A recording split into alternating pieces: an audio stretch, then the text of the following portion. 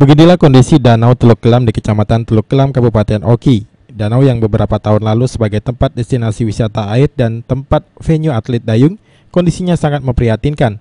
Setelah lepas dari pengelolaan pihak ketiga, kondisi Danau Teluk Kelam semakin tidak terawat. Ilalang dan rerumputan tumbuh dengan subur di danau yang memiliki luas kurang lebih 200 hektar ini. Beberapa permainan rusak dan bangunan juga sudah rusak tak terawat.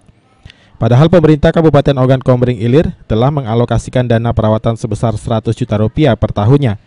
Dana ini belum ditambah dengan uang masuk ke lokasi destinasi Teluk Kelam. Dari setiap pengunjung dikenakan sebesar Rp2.000. Kepala Dinas Pariwisata Kabupaten Ogan Komering Ilir, Ibna, mengaku dana perawatan untuk teluk sebesar 100 juta rupiah tidak mencukupi. Dana tersebut menurutnya hanya dipergunakan untuk perawatan sehari-hari. Pihaknya juga mengaku bahwa pengunjung yang datang ke Danau Teluk Kelam tidak seramai dahulu. Dalam per tahun hanya 1.000 orang saja. Jika dikalikan dengan tiket masuk sebesar Rp2.000 per orang, dana tersebut juga tidak mencukupi untuk digunakan perawatan Teluk Kelam. Pihaknya mencoba menaikkan harga tiket masuk tahun 2018 ini menjadi Rp4.000. Kenaikan ini diharapkan dapat menutupi biaya perawatan sehari-hari.